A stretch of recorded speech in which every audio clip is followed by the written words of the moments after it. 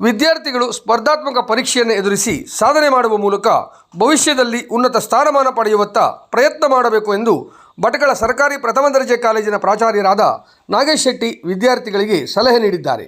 ಹೊನ್ನಾವರ ತಾಲೂಕಿನ ಬಾಳೆಗದ್ದೆ ವೆಂಕಟರಮಣ ಸಭಾಭವನದಲ್ಲಿ ಶ್ರೀನಿಧಿ ಸೇವಾವಾಹಿನಿ ವತಿಯಿಂದ ಗಾಣಿಗ ಸಮಾಜದ ವಿದ್ಯಾರ್ಥಿಗಳಿಗೆ ನೋಟ್ಬುಕ್ ವಿತರಣೆ ಹಾಗೂ ಪ್ರತಿಭಾ ಪುರಸ್ಕಾರ ಕಾರ್ಯಕ್ರಮಕ್ಕೆ ಚಾಲನೆ ನೀಡಿ ಮಾತನಾಡಿದರು.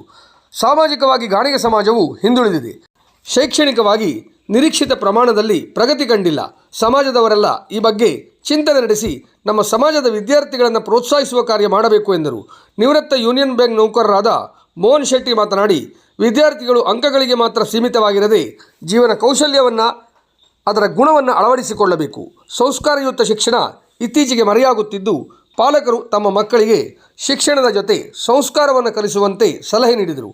ಗ್ರಾಮ ಪಂಚಾಯತ್ ಅಧ್ಯಕ್ಷ ಸುರೇಶ್ ಶೆಟ್ಟಿ ಮಾತನಾಡಿ, ಮಕ್ಕಳಿಗೆ ಯಾವ ವಿಷಯದಲ್ಲಿ ಆಸಕ್ತಿ ಇದೆಯೋ ಆ ರಂಗದಲ್ಲಿ ಮುಂದುವರಿಸಬೇಕು. ಆರ್ಥಿಕವಾಗಿ ಹಿಂದುಳಿದ ಸಮಾಜದ ವಿದ್ಯಾರ್ಥಿಗಳ ಶಿಕ್ಷಣಕ್ಕೆ ಸಹಕಾರ ನೀಡಬೇಕು. ಈ ನಿಟ್ಟಿನಲ್ಲಿ ಸಂಘ ಮುನ್ನಡೆಯುತ್ತಿದ್ದು, ಎಲ್ಲರೂ ಸಹಕರಿಸುವಂತೆ ಮನವಿ ಮಾಡಿದರು. SSLC ಹಾಗೂ PUCಯಲ್ಲಿ ಸಾಧನೆ ಮಾಡಿದ ವಿದ್ಯಾರ್ಥಿಗಳನ್ನು ಸನ್ಮಾನಿಸಿ ಗೌರವಿಸಲಾಯಿತು. ಸಮಾಜದ ವಿದ್ಯಾರ್ಥಿಗಳಿಗೆ ನೋಟ್ಬುಕ್ ಇದೇ ವೇಳೆ ವಿತರಿಸಲಾಯಿತು.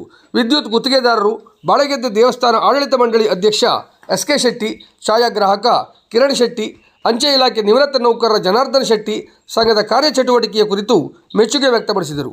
ಕಾರ್ಯಕ್ರಮದ ಅಧ್ಯಕ್ಷತೆ ವಹಿಸಿದ್ದ ಸಂಘದ ಅಧ್ಯಕ್ಷ ಕೇಶವ್ ಶೆಟ್ಟಿ ಮಾತನಾಡಿ, ಸಮಾಜದ ಪ್ರತಿಭಾವಂತ ವಿದ್ಯಾರ್ಥಿಗಳ ಸಾಧನೆಯನ್ನು ಕಳೆದ 25 ವರ್ಷದಿಂದ ನಿರಂತರವಾಗಿ ಗುರುತಿಸಿ ಪ್ರೋತ್ಸಾಹಿಸುವ ಕಾರ್ಯ ಮಾಡಲಾಗುತ್ತಿದೆ. ಸಂಘ ಬಲಿಷ್ಠವಾಗಿ ಮುನ್ನಡೆಯಲು ದಾನಿಗಳ ಸಹಕಾರದ ಅಗತ್ಯವಿದ್ದು, ಆ ನಿಟ್ಟಿನಲ್ಲಿಯೂ ಪ್ರಯತ್ನ ನಡೆಸಲಾಗುತ್ತಿದೆ.